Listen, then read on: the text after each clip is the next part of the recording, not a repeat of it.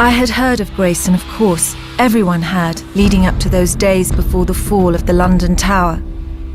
We all knew how it had begun. The night of the 15th of May, 1951. The night that James Grayson's life changed forever. Where's Lieutenant Grayson? We're going there. Lieutenant, where are you?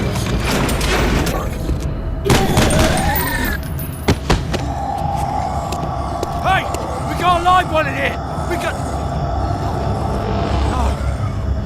Oh, Johnny! No! No! No. Johnny.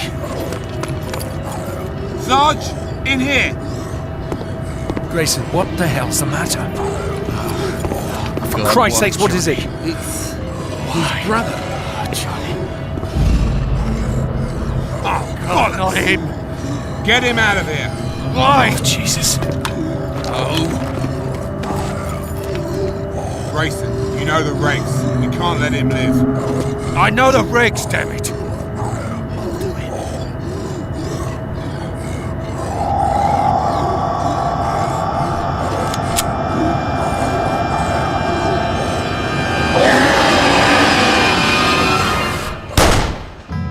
His brother's death had sent Grayson over the edge.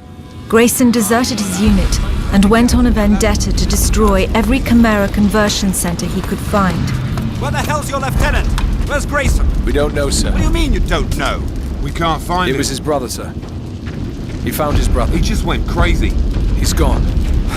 Damn it. Follow me. I didn't meet Grayson personally until the trial, months after the fall of the Chimera Tower in London. Cartwright, as his commanding officer, had been called to testify.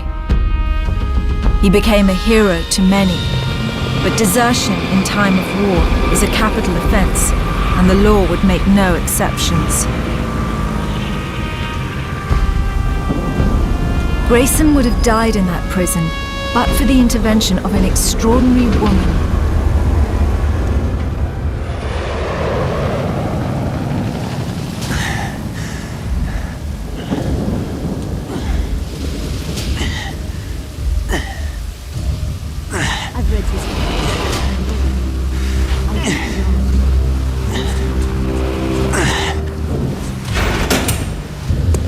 On your feet, Private. Grayson, I said on your feet. Rats in here keep getting bigger and bigger. It's all right, Major. I can handle this. Right. We'll be just outside.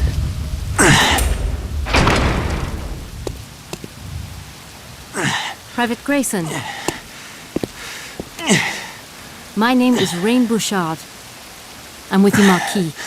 I know who you're with. I am here to request your assistance. The Resistance.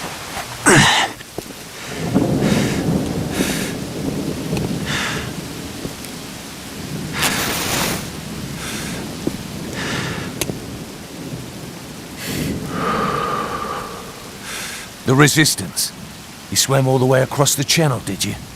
Here to beg for help. Our mission is top secret. How did you know about this? Word gets around. We take out the tower in London, you want help with yours. Where is it? Paris? Berlin? Paris.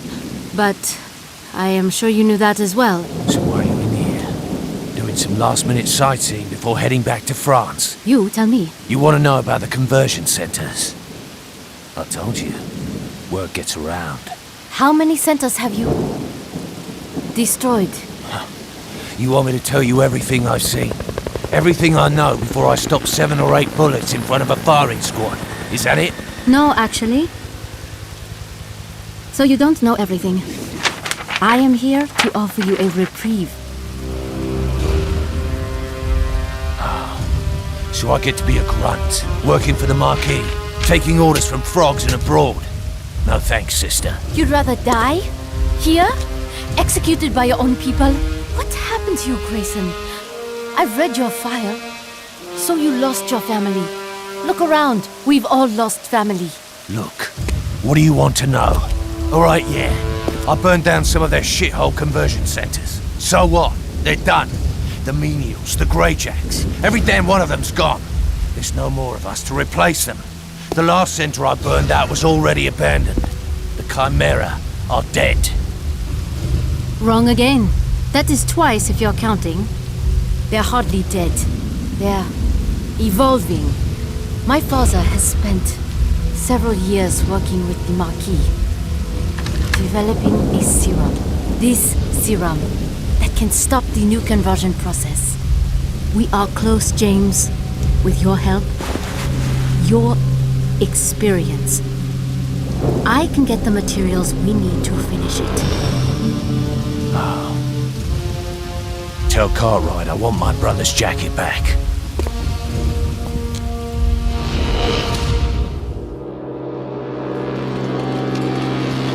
At the time, we had no idea why his brother's jacket was so important to him. We had no idea how Bouchard convinced Grayson.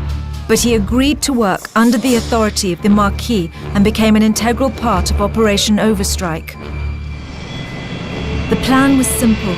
Our intelligence corps agreed to send 2 squadrons to help the Marquis headquartered in Luxembourg. Stephen Cartwright, a major in the British Royal Marine Commandos, would lead the 1st squadron.